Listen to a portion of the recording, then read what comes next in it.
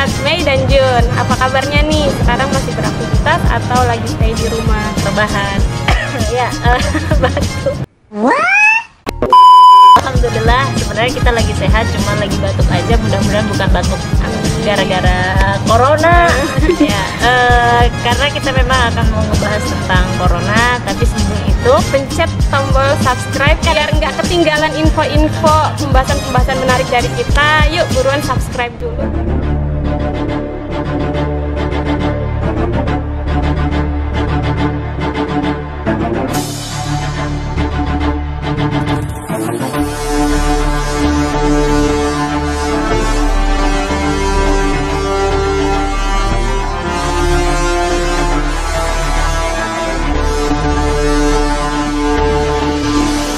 kita akan ngebahas tentang corona. Isu yang lagi hangat-hangatnya sama pemerintah bahkan mendapat respon yang cukup sigap.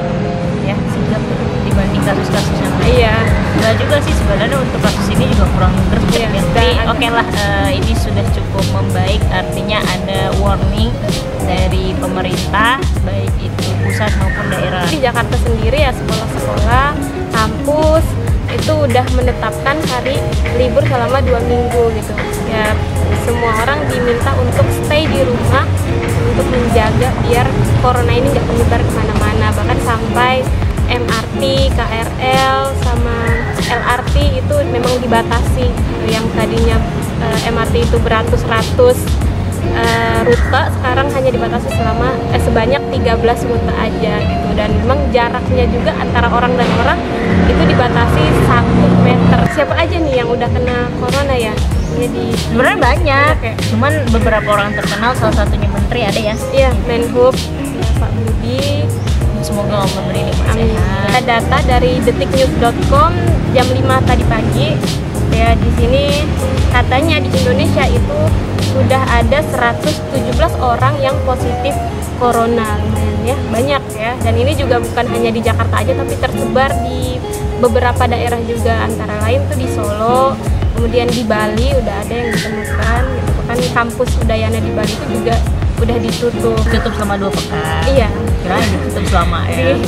Di ada warning untuk melaksanakan pembelajaran e-learning, termasuk kita di UMJ ini pun juga ada warning untuk dosen-dosen melaksanakan pembelajaran e-learning di rumah. Sebenarnya yang namanya wabah ini bukan sesuatu yang baru ya, tapi emang sebelum-sebelumnya juga pernah ada wabah SARS, wabah MERS gitu ya, flu burung, flu babi kan pernah ya.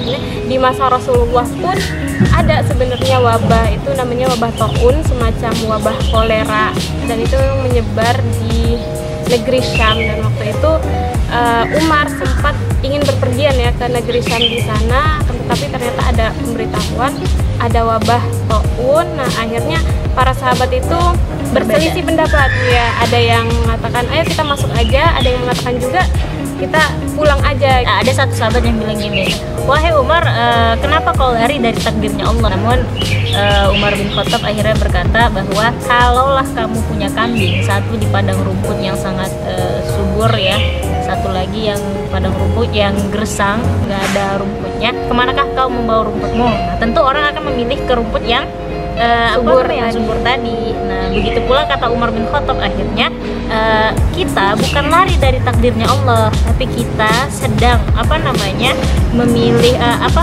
kalau kita bahasa kita namanya memilih ranah ikhtiarnya kita. Adapun takdir pasti akan selalu mengikuti kita, karena Allah itu selalu memiliki kuasa atas kita. Jadi masuk atau tidak masuknya kita, kalau kita mati ya tentu akan dimatikan oleh Allah ya. Iya. Kalau udah memang ajalnya, tapi ranah ikhtiarnya adalah kita mau masuk atau tidak, itu Allah beri pilihan di sana. Maka cegahlah dirimu. Ketika para sahabat berselisih itu, Abdurrahman bin Auf datang dan memberitahukan atau menginfokan ya bahasanya. Jadi ada hadis Rasulullah mengatakan, jikalau kalian berada di dalam daerah yang ada wabahnya, jangan keluar. Kalau misalnya ada di luar, berarti jangan masuk. Nah itu, jadi emang dalam Islam juga punya solusinya gitu, gimana cara kita menghadapi wabah, termasuk salah satunya wabah corona ini yang sedang menyebar dengan sangat cepat ini. Apakah kemudian matinya orang-orang yang berada, kan kadang kita bahasnya gini, oh berarti saya ada dong di tempat wabah gitu. kalau saya meninggal, bagaimana meninggalnya saya? Apakah meninggal dalam keadaan sia-sia? Tidak. Orang yang seperti itu meninggalnya adalah meninggal dalam keadaan syahid. Nah, kenapa? Karena memang faedahnya adalah yang pertama, dia tidak keluar dan tidak menyebarkan virus karena itu kan tertular. Nah, yang kemudian kedua, yang tadinya dia tidak kena, maka dia tidak tidak masuk ke dalam kerumunan yang itu sudah tersebar virus. Bahkan ketika di Syam itu ya, semua sahabat dan pemimpinnya ya, salah satunya Ubaidillah itu meninggal, akhirnya Amr bin As itu dikirim oleh Umar bin Khattab untuk memimpin daerah itu. Nah, keadaan itu akhirnya membaik. Kenapa membaik? Karena Amr bin As, jadi disinilah Islam, dia tidak langsung ya udah stay aja, ya udah keluar aja, enggak juga. Karena ikhtiarnya manusia adalah cari solusinya. Akhirnya Amr bin As mendeteksi bahwa virus ini tertular ketika mereka sedang berkerumun ya, sedang berkumpul begitu. Nah, akhirnya Amr bin As ini kemudian menyampaikan kepada seluruh penduduk Syam bahwa mereka harus mengasingkan diri, memisahkan diri. Ada yang ke gua, ada yang kemana gitu. Maksudnya tapi di tempat yang itu ya, masih di daerah itu. Nah, tapi mereka memang saling mengasingkan diri. Kenapa? Supaya tidak terjadi penyebaran virus. Ketika Amr bin As melihat itu dan memberikan solusi seperti itu, reda dan hilang. Jadi mudah-mudahan dengan adanya solusi yang diberikan oleh pemerintah kita dengan 2 minggu diliburkan itu, tolong dimanfaatkan sebaik-baiknya. Untuk apa? Untuk memang menjaga diri kita. Jadi jangan pula udah kasih libur Pulang kampung.